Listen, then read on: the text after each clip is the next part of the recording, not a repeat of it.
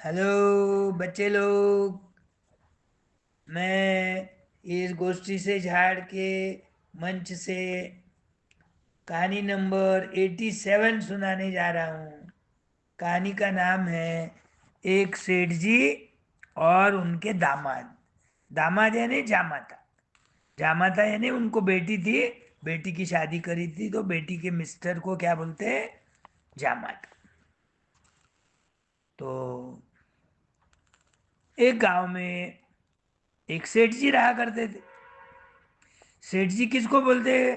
जिनके पास बहुत पैसा है, बहुत धन है, जिनका व्यापार बड़ा है, कारोबार बड़ा है, उसको बोलते सेठ जी। अब सेठ जी को एक बेटी थी। बेटी बड़ी होशियार, दिखने में सुंदर, नाक नक्श अच्छा, ऊंचाई पूरी, और पढ़ाई में होशियार। अब वो पढ़ते पढ़ते पढ़ते ही बड़ी होने लग गई। उसके मम्मी को फिक्र होने लग गई, अरे अपनी बेटी बड़ी हो रही, अब उसकी शादी के लिए अपने को लड़का ढूंढना पड़ेगा। आपके कारोबार में तो आप व्यस्त है, थोड़ा थोड़ा टाइम निकाल कर ढूंढ लिया करो। गांव जाओ, घूमो, मेहमानों को समझा के बोलो कि मेरी बेटी के लिए लड़का है कि कोई अच्छा, ऐसा। तो आखिरकार एक धनवान आदमी का बेटा उनके ध्यान में आया। सेठ जी ने अपनी बेटी की शादी वो धनवान के आदमी के बेटे के साथ कर दी। वो भी प्रतिष्ठित परिवार था, धनवान था, कारोबार अच्छा था, फैक्ट्रियां एक दो थी, मोंडे में दुकानें थी, वो कॉटन की मिल थी। अच्छा कारोबार था, सधन घर था। लेकिन क्या हो गया, बेटी के दुर्भाग्य के कारण उसका पति जुआरी निकला। जुआरी यानी जुआ खेलने वाला। जुआ खेलने वाले में पत्ते खेलना, उसको भी जुआ बोलते हैं। या कोई शर्त लगाना, अपने हैसियत से ज़्यादा पैसे लगाकर कोई शर्त लगाना, या फिर शराब पीना, दोस्तों के साथ घूमते रहना, घर के काम में ध्यान नहीं देना, ये सब इसको बोलते जुआरी। धीरे धीरे वो शराब भी पीने लग गया दोस्तों की संगत से। घर की सारी संपत्ति धीरे धीरे खत्म कर दिया उसने। ये बात पिताजी को नहीं मालूम। व्यापार में घाटा आने लग गया, नुकसान होने लग गया। तो अभी ऐसी बेटी की हालत देखकर सेठानी जी बेहद चिंतित रहती थी। सेठानी जी यानी कौन? सेठ जी की पत्नी। सेठ जी की पत्नी यानी वो लड़की की माँ। तो वो सेठानी वो अक्सर सेठ जी को कहती, आप तो दुनिया भर की मदद करते हो, लेकिन अपनी बेटी की मदद क्यों नहीं करते, जो इस कठिन समय से गुजर रही है? सेठ जी शांत भाव से जवाब देते, जब इनके भाग्य का वक्त आएगा तो मदद जरूर चलकर आ जाएंगी उनके पास। गरीबी हट जाएंगी, धीरे धीरे व्यापार बढ़ने लगेगा, गई हुई संपत्ति वापस आने लगेंगी। लेकिन ये बात सुनकर वो सेठानी जी समाधान नहीं होती थी। उसको तो बेटी की फिक्र फिक्र रहती थी। शादी करते समय तो अच्छा लड़का देखा, व्यापार देखा, घर घराना देखा। अब किसी के स्वभाव का तो क्या समझता, किसके मन में क्या है? वो पढ़ा लिखा है सही में, क्या चीटिंग करके पास हुआ, दोस्त कैसे है, बाहर जाके क्या करता, पिताजी को थोड़ी बताते, बच्चे लोग को नहीं बताते। तो एक दिन सेठ जी किसी काम से बाहर गांव गए हुए थे। तभी उनका दामाद अचानक घर पहुंचा। वो दामाद की सास यानी वो बेटी की माँ सेठानी, सेठानी ने दामाद का आदर सत्कार किया। सोचा कि क्यों ना अपनी बेटी की मदद की जाए। तो उसको एक उपाय सोचता। वो क्या करती, मोतीचूर के लड्डुओं में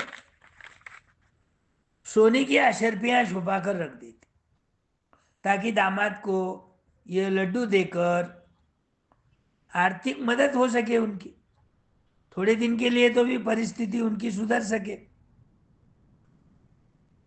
सेठा जी ने दामाद को विदा करते समय 5 किलो अच्छे घी के लड्डू, जिनमें सोने की एक एक अशर्फियां थी, उसको उपहार में दे दिए। दामाद 5 किलो लड्डू का बॉक्स लेकर वहां से चला गया। लेकिन रास्ते में वो सोचता कि इतना भारी भरकम वजन वाला बॉक्स घर तक मैं कैसे ले जाऊंगा। पुरानी बात होंगी, कोई कार वार उसके पास नहीं थी, रिक्शे नहीं चलते होंगे।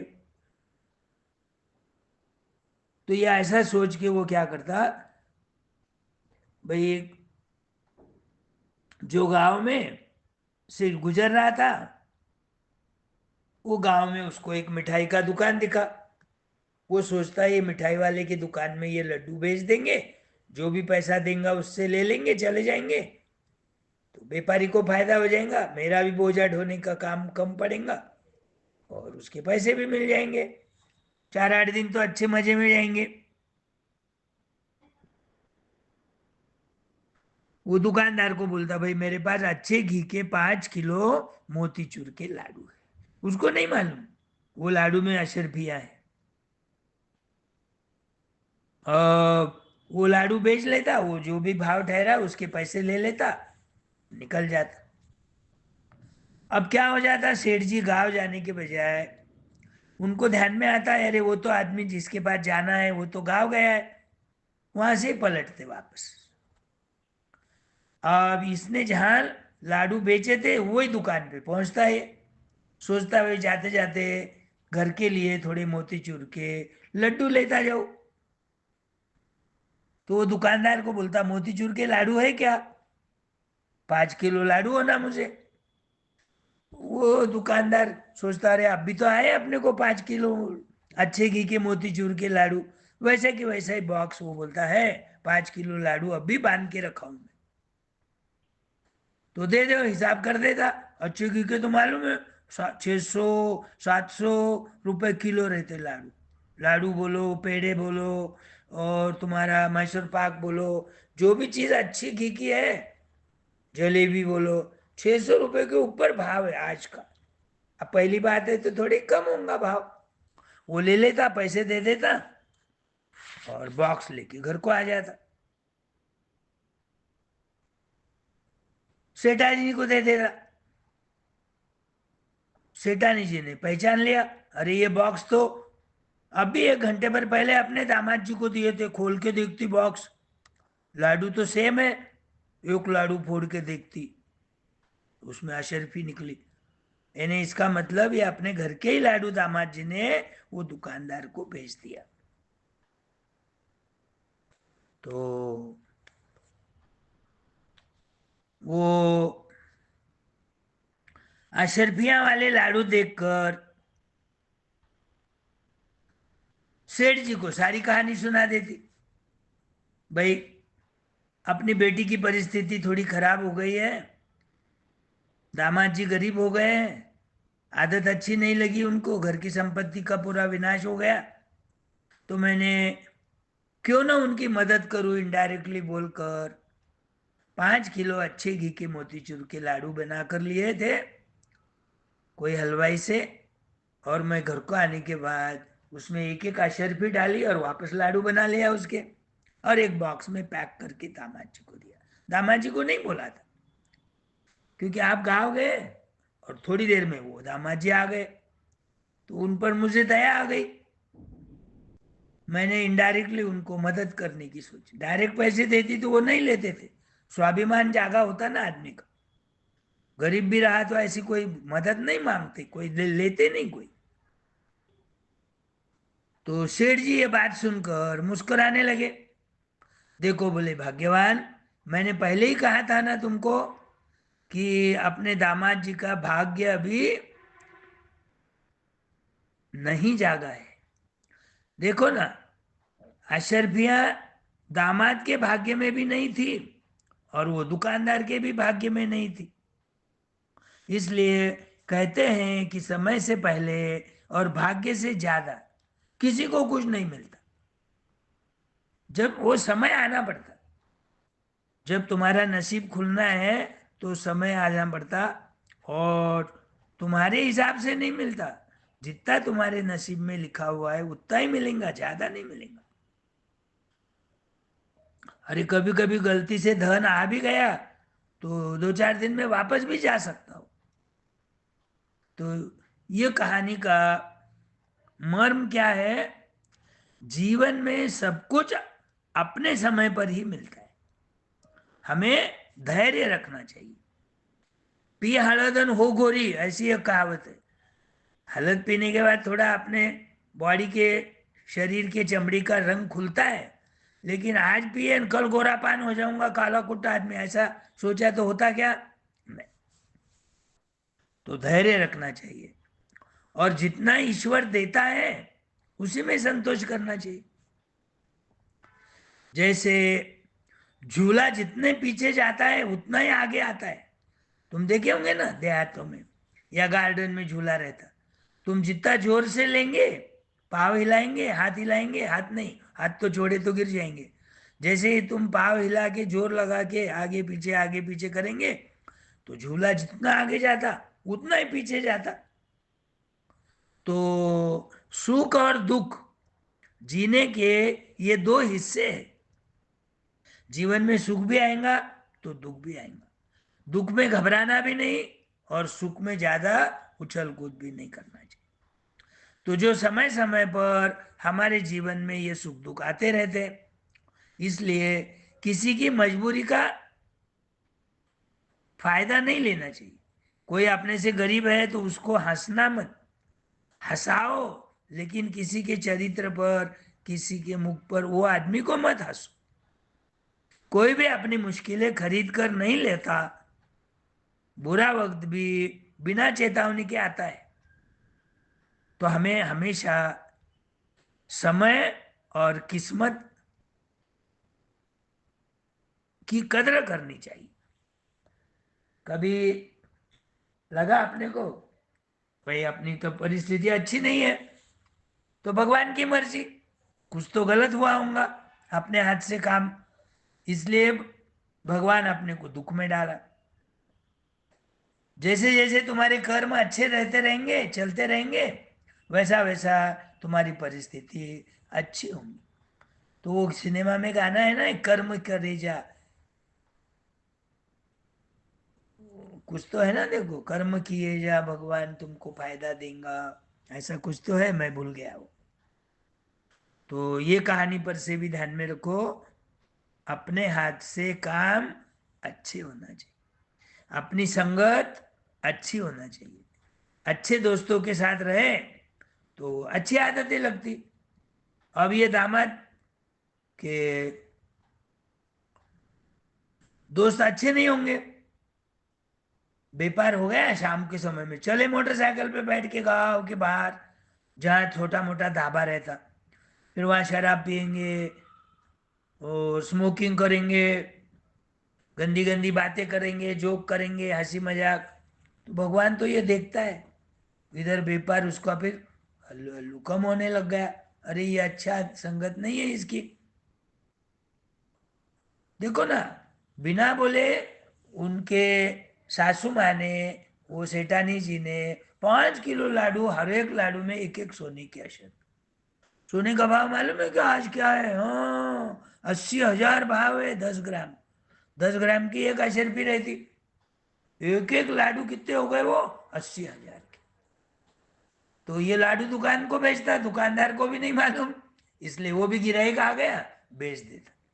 वो समझो एक आधा लाडू फोड़ के देखता था तो ध्यान में आता था उसके, अरे ये तो कितनी कीमती लाडू है, हर एक में सोने की अशर्फी दिख रही। पर उसने भी अपने पैसे के लिए, व्यापार के लिए, धंधा करने के लिए, गिराई का आया है तो वैसे को वैसे बॉक्स बेच दिया। हो सकता है उसके पास लाडू होंगे लेकिन उसके नसीब में नहीं थे, तो वो आया हुआ बॉक्स वैसे ही पकड़ा दिया उसको। और ये दामाद ने भी खोल के नहीं देखा, भाई घर को काय को ले जाना बोझा बोल के रास्ते में भेज दिया। कभी संपत्ति नहीं आना रहा, धन कभी अपने, लक्ष्मी कभी अपने नसीब में नहीं रही, तो ये ऐसी बातें ऑटोमेटिक हो जाती।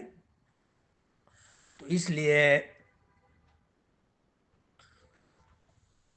संगत अच्छी होना चाहिए, संगत का गुण अच्छा मिलता है।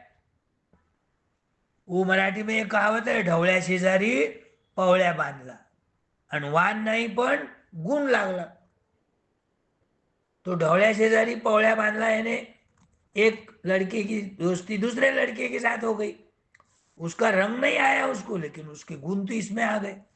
वो जो दुष्ट रहता था लड़का, उसका दोस्त, वो जो गंदे व्यवहार करता था, वो जो पढ़ाई नहीं करता था, तो धीरे धीरे अपना भी मन हो जाता, अरे वो नहीं पढ़ता था अपन भी नहीं पढ़ेंगे, वो कॉपी करके पास होता था अपन भी चीटिंग करेंगे। ऐसा उसको बोलते हैं ढवळ्या शेजारी पवळ्या बांधला, वान नहीं पण गुण लागला। इसलिए संगत अच्छी होना, इसकी संगत अच्छी रहती तो व्यापार में ध्यान रहता, और व्यापार में ध्यान रहा तो रोज के रोज उन्नति होती। लेकिन पिताजी को नहीं बोले हुए दुकान में के 10-20 हज़ार रुपए जेब में डाले और बाहर दोस्तों के साथ पार्टी करने में उड़ा दिए, वापस आए दूसरे दिन वापस डाले, करते करते करते करते जब आखिरी में दुकानदार का हिसाब होता, करते ना वो अकाउंट टैली करते, कितना माल लाए कितना बेचे, मुनाफा हुआ क्या नुकसान हुआ, तो पिताजी को ध्यान में आता, अरे धंधे में तो बड़ा नुकसान हो रहा। तो ऐसा, तो ये कहानी ध्यान रखो, और 2-3 बार पढ़ो, दोस्तों को बोलो, नहीं समझी तो मम्मी पापा को ये कहानी तो मालूम है, तो उनसे समझा के लेना है ध्यान में। ओके, अब कल दूसरी कहानी।